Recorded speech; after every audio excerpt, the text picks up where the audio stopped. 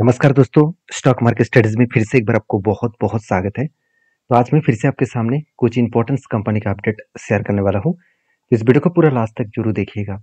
First जो company है जिसके नाम है विडल, मतलब वेदांता। तो वेदांता के बारे में आज बात करूँ तो वेदांता देखिए ऑलमोस्ट लाइफ टाइम हाई के आसपास गया था, उसके बाद रिकवरी भी किया। अभी देखिए करंट जो प्राइस है जब मैं वीडियो बना रहा हूँ 450 के आसपास है। देखिए अब जब आप वीडियो देखेंगे शायद वो डेटा चेंज हो सकते हैं। देखिए मार्केट कैप वाइज कंपनी का मार्केट कैप 1 लाख मतलब 70,000 करोड़ के आसपास है। और इंडिया के देखा जाए तो जिस सेक्टर में कंपनी काम कर रहे हैं, माइनिंग एंड मिनरल्स इंडस्ट्रीज में कंपनी इंडिया के सेकेंड लार्जेस्ट कंपनी है। और प्राइवेट प्लेयर के हिसाब से कंपनी नंबर 1 है। तो बेसिकली इस कंपनी का मार्केट कैप बहुत बढ़िया है। मगर इस कंपनी में बहुत सारी दिक्कत है। वो दिक्कत क्या है मैं आपको कुछ पॉइंट्स के साथ शेयर करूंगा। सबसे पहले मैं कंपनी के एज ए इन्वेस्टर के बारे में बात करूंगा। देखिए म्यूचुअल फंड के पास एकदम ना के बराबर होल्डिंग था। कुछ क्वांटिटी यहाँ पे एडिंग किया 3.5% के आसपास। और एफएस के पास पहले 10% होल्डिंग था, वो आज 9% के आसपास होल्डिंग देखने को मिलेगा। तो इंस्टीट्यूशन ने माल बेचा था बीच में, मतलब म्यूचुअल फंड ने माल बेचा था और एफएस भी माल बेच रहा था। अभी इसका प्रोमोटर के बारे में बात करें तो प्रोमोटर के पास 61.95% होल्डिंग है। ओवरऑल 62% आप बोल सकते हैं। तो उनमें से 100% के आसपास शेयर को क्या किया गया है, प्लेजिंग किया गया है, मतलब गिरवी रखा गया है। तो कहने का मतलब है कि कंपनी इसके ऊपर अगर चीज़ों को समझे और देखा जाए तो कंपनी के ऊपर बेस्ट तरीके से इन्वेस्टर इन्वेस्ट भी कर रहा है।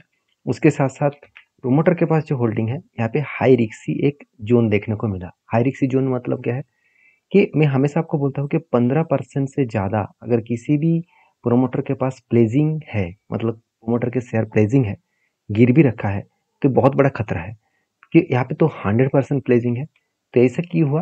क्योंकि देखिए बहुत सारे इस डेटा को देखकर खुश हो जाएंगे। इसका डिविडेंड यील्ड 6.5% दिख रहा है। कंपनी बहुत शानदार तरीके से डिविडेंड दे रहा है। इस बार डिविडेंड थोड़ा सा कम हुआ, नहीं तो आप पिछले साल के डेटा देखेंगे तो कंपनी बहुत तगड़ा डिविडेंड दिया है। जैसे आप देखेंगे 20 रुपीज़ करके डिविडेंड दिया, साथ ही साथ देखा जाए तो 18 रुपीज़ करके डिविडेंड दिया, 12.5 रुपीज़, 19 रुपीज़, 30 रुपीज़ तक डिविडेंड लेके गया। इस तरीके से डिविडेंड इसीलिए दिया क्योंकि कंपनी खुद फायदा कमाना चाहते थे। इसके ऊपर डिटेल्स वीडियो में आपके साथ शेयर किया हूँ। इस तरीके से डिविडेंड क्यों ज़्यादा कंपनी दिया। तो आज मैं उसके बारे में डिस्कशन नहीं करूंगा। आज मैं यही कहूंगा कि इस कंपनी के ऊपर मेरा व्यू क्या है। देखिए मेरा व्यू यही है कि मुझे कंपनी के जो परफॉर्मेंस है उसमें ऑब्वियसली पॉजिटिवली रिजल्ट देखने को मिला। हाँ, ग्रोथ नहीं है क्योंकि पहले 7,000 करोड़ के आसपास सेल्स हुआ, प्रॉफिट हुआ करता था। आज वो घट के सिर्फ 2,200 करोड़ हो चुके हैं, मतलब 50% भी नहीं है। 3 गुना प्रॉफिट कम हो चुके हैं। ये कंपनी के बहुत बड़ा वीकनेस पॉइंट साबित हो चुके हैं। अभी उसी के साथ साथ अगर मैं इन्वेस्टर के बारे में बात करूँ तो प्रोमोटर से लेकर एफ पब्लिक के पास अच्छा खासा यहाँ पे इन्वेस्टमेंट देखने को मिला है। तो मुझे लगता है जिस तरीके से सिचुएशन बना उस सिचुएशन के बेसिस में कंपनी के ऊपर अच्छा खासा एक बूस्ट देखने को मिलेगा कि नहीं मिलेगा, उसके ऊपर एक बिग क्वेश्चन है। तो अभी चलो कंपनी के टेक्निकली चार्ट पैटर्न्स देख लेते हैं। तो बेसिकली कंपनी के ऊपर जो पैटर्न क्रिएट हुआ था बहुत पहले, एक कफ विद हैंड पैटर्न्स बना और फाइनली ब्रेकआउट हुआ और इसका शानदार तरीके से टारगेट अचीव हुआ। वो भी कितना परसेंटेज का, 27% के आसपास। अभी इस कंपनी के ऊपर अगर मैं डेटा के हिसाब से बात करूँ तो एक लंबा सा जर्नी के हिसाब से क्या बना, एक कप बना। अभी कप बनने के बाद यहाँ पे एक हैंडल पैटर्न क्रिएट होना चाहिए था, मगर अभी तक हैंडल बना नहीं, तो इसलिए मैंने इस जगह पे कोई भी एंट्री नहीं लिया। क्योंकि कंपनी लाइफ टाइम हाई को ब्रेक किया है और लाइफ टाइम हाई रिसेंट किया था, उसके बाद करेक्शन भी हुआ। अभी देखिए यहाँ से बाउंस बैक करेगा कि यहाँ से नीचे जाएगा, वो देखना बाकी है। तो फिलहाल के लिए मेरा कोई ट्रेड नहीं है। फिलहाल के लिए जब कोई ट्रेड बनेगा तो मैं आपके साथ जरूर शेयर करूंगा। नेक्स्ट जो कंपनी उसका नाम है आरवीएनएल। देखिए रेलवे विकास निगम लिमिटेड, बेसिकली इस कंपनी के ऊपर हमेशा चार चांद लगते लेते, मतलब चार चांद लगते रहते हैं क्योंकि कंपनी को ज़्यादा से ज़्यादातर टाइम ऑर्डर मिलता रहता है।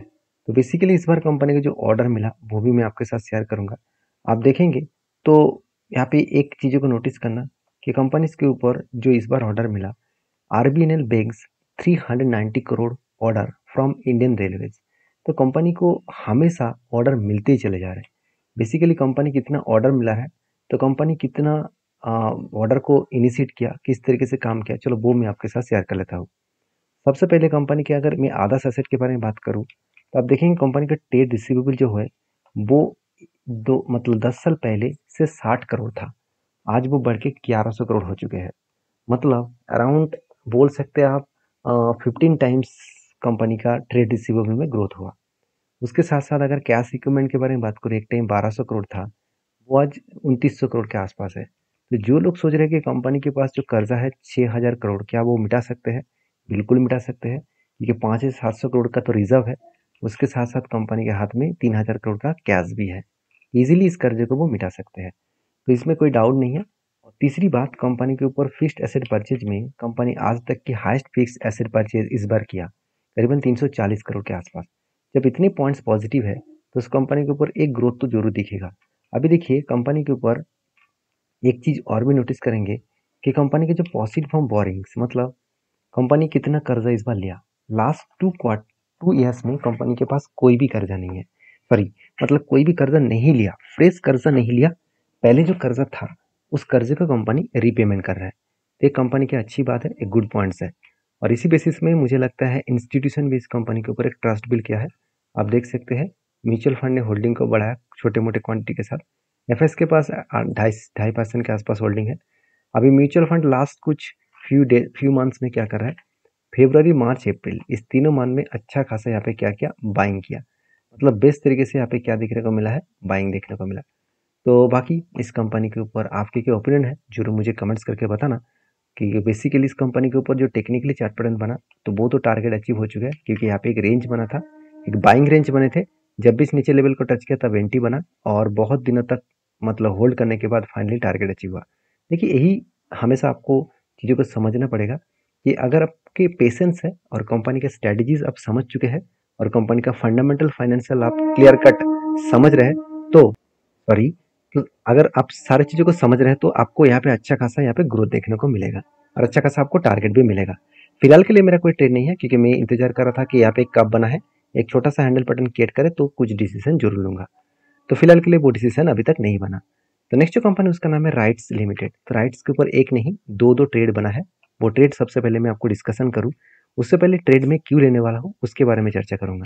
देखिए वैल्यूएशन वाइज कंपनी के वैल्यूएशन सस्ता है, आरओसी आरओई बेस्ट है, इनकम जबरदस्त है, और डेप्थ एकदम जीरो है। प्रोमोटर के पास होल्डिंग्स भी अच्छा खासा है।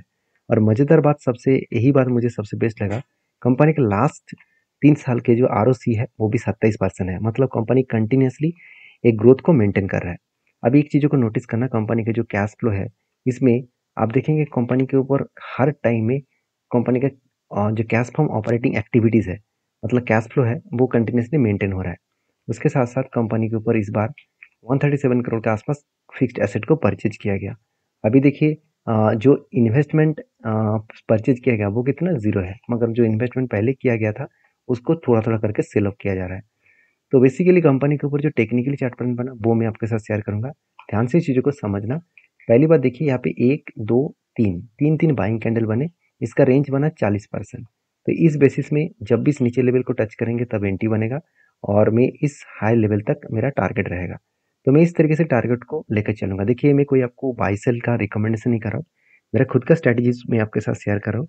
आपकी स्ट्रेटेजीज के ऊपर काम नहीं करना है, आपकी स्ट्रेटेजीज को सीखना है। सीख कर आपके जो अ, अ, मतलब जो सेबी रजिस्टर्ड एडवाइजर है उसके साथ एक बार चर्चा करके काम करिए। तो नेक्स्ट जो यहाँ पे अपडेट है वो है, यहाँ पे देखिए 1 2 3 4 बाइंग कैंडल बने, जिसका रेंज बना 23%। तो इस बाइंग कैंडल का एंटी यहाँ पे मिल चुके हैं, मगर मैंने यहाँ पे कुछ क्वांटिटी के साथ एंटी किया, और मैं इंतजार किया कि जब भी नीचे लेवल में आएगा तो मैं कुछ ज़्यादा क्वांटिटी एडिंग करूंगा। तो देखिए एक बार यहाँ पे नीचे आया तो इस लेवल को टच नहीं किया, दूसरी बार नीचे आया फिर से इस लेवल को टच ना करके ऊपर जा रहा है। तो देखिए यहाँ से अगर ऊपर जाकर टारगेट अचीव हुआ तो ऑलमोस्ट मेरा जो फर्स्ट जो एंटी था, मतलब फर्स्ट जो एंटी होने वाला था वो होगा नहीं, सेकेंड एंटी में मेरा टारगेट को बुक करना पड़ेगा। तो हमेशा रूल्स को फॉलो करके चलना पड़ेगा। ऐसे नहीं कि एंटी नहीं मिला तो इंतजार करूंगा, तो जब ऊपर जाकर टारगेट होकर फिर से वापस आएगा तब एंटी लूंगा, ऐसे मत करिए। क्योंकि मार्केट हमेशा आपको अपॉर्चुनिटी एक दो बार ही देता है, हमेशा आपको अपॉर्चुनिटी जरूर देगा। उस स्ट्रैटेजीज में कितना देगा वो बहुत क्रूशियल होता है। तो बाकी आपकी क्या राय है जरूर मुझे कमेंट्स करना। नेक्स्ट जो कंपनी है उसके बारे में चर्चा करूँ, उसका नाम है कामधेनु वेंचर्स लिमिटेड। तो बेसिकली कामधेनु वेंचर्स लिमिटेड के ऊपर एक गुड अपडेट है जो मैं आपके साथ शेयर करूंगा। 14 जून कंपनी एक के बदले आपको 5 शेयर देने जा रहे हैं। मतलब कंपनी का फेस वैल्यू 5 रुपया था, उसको वो 1 रुपया बनाने जा रहे हैं। तो इस तरीके से अपडेट पाने के लिए चैनल को ऊपर बने रहिए, चैनल को सब्सक्राइब करिए और एक लाइक जरूर कर दीजिएगा। और हाँ, आप किस कंपनी के ऊपर वीडियो देखना चाहते हैं तो मुझे जरूर कमेंट्स करिए। मिलते हैं नेक्स्ट वीडियो में, तब तक के लिए धन्यवाद।